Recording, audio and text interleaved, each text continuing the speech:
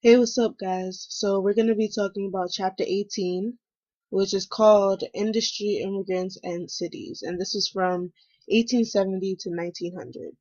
So, this era is often known as the Gilded Age because it is a time in which people admire wealth and materialistic things. So, now let's talk about new industry. There were many new inventions which made life easier. One such invention was the steam engine, which was created by Corliss, which made transportation easy. People were now able to use electricity so that they didn't need to use water for power, so they weren't forced to build factories near water. The US no longer depended on Britain for their goods. Germany, Austria, Britain, and other European countries competed for industrial power, but the US wins. So corporations. Corporation is a company that sells shares on the stock market. They were popular because people could invest in a company and gain money, but they would not have debt if the company went bankrupt. So you can think about, back a couple weeks or months ago, however long it was ago when we were on this chapter in class, when Dunphy was talking about how he bought, the Apple share for so little compared to what it is today. So people were really, excited about these new type of things because it seemed like a really cool way to, make money and make it easy. So now let's talk about the types of companies. Vertical integration. That was one company does everything from manufacturing to shipping. An example of that was Gustavus Swift and his meatpacking industry. He created refrigerated trucks, packed and shipped his own cattle. Now the other type, horizontal integration.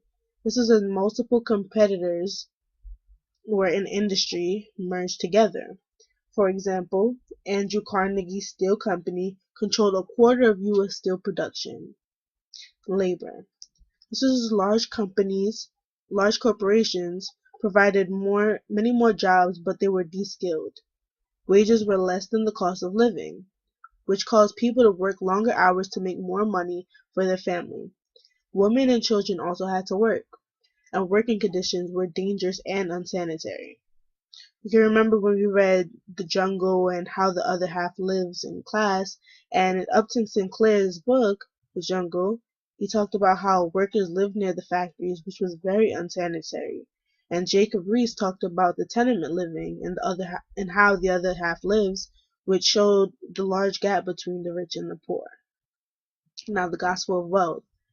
This theory stated that the rich were rich because they worked harder, and the poor were poor because they had bad character, which meant that the rich were to set an example for the poor. But then social Darwinism came over and took over what used to be the gospel of wealth, overshadowed what that theory was. And social Darwinism said that humans evolved through competition, and the wealthy have won that competition, which is why they came up on top. So labor unions started to form to fight cruel working conditions. So one such labor union was called the Knights of Labor, and this was created by crafts workers in 1869. It's open for all, violent, politically involved, and they disapproved of Republicans. Another one, the American Federation of Labor, in 1886, was craft workers only. They didn't want blacks or women because they thought they wouldn't be taken seriously. And this was because women and children were willing to work for less. And, that's not what they wanted to do. You can think back about, the bread and butter theory that Dunphy would always emphasize in class.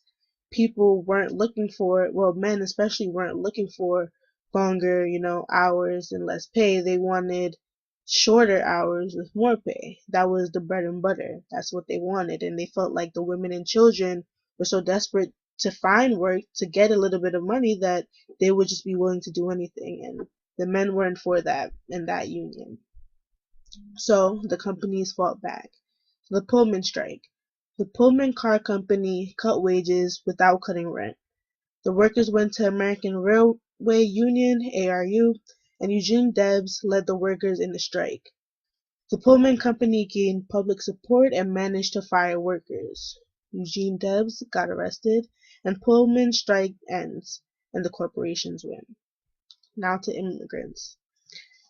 More diverse neighborhoods. A lot of immigrants came, and the neighborhood started to form. And there isn't a Jewish and Italian neighborhood. Poor living conditions came, and workers saw work as a pathway into American society. A feeling of nativism developed in Americans. White people had more power. The Chinese had lower wages, and eventually the Chinese Exclusion Act was passed. With the Chinese Exclusion Act, some people tried to prevent it, and the Japanese government warned the U.S. not to exclude the Japanese. The natives tried to convince people to assimilate to American culture, and the immigrants were placed into black categories and treated like it. With the Great Migration, people moved north looking for jobs and opportunities because up north seemed like the way to go. That seemed where everyone was getting money, everyone was getting rich.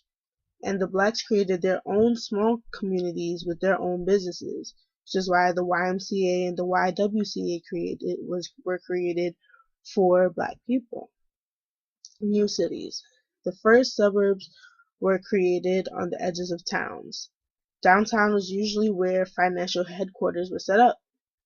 Shops were set up in places that people could easily purchase their things.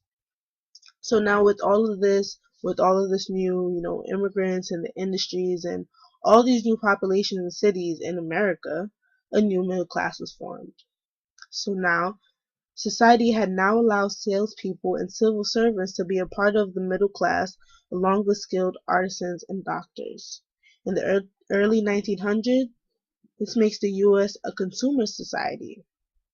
People purchase new electrical appliances, purchase canned foods or quick foods, and young immigrant women were hired to cater to foreign clientele. This led to the growth of leisure activities because people seemed like, they were making money. So when people are making money or people have a lot of money, they seem to sometimes relax more because they don't have as much things to worry about. So leisure activities were a sign of wealth. For example, football games and yachts. That's what people were doing, because they felt like they had free time, so they went to a football game, relaxed on a yacht. And the middle class had bike clubs and skating clubs rather than country clubs. So this also showed how there was still a distinction between the middle class and the upper class, but the middle class, being that they did have money, they still were able to enjoy leisure activities and still not have to always work as much as the lower class and the poor did. And lastly, Coney Island was seen as a poor man's paradise because they saw that as somewhere that the poor man would go rather than someone who had a lot of money. So this is a brief synopsis of chapter 18, a summary. Pretty much hit every subtitle in the textbook for chapter 18. So I hope this helped. And check out Edmodo for your topic question. See you later, guys.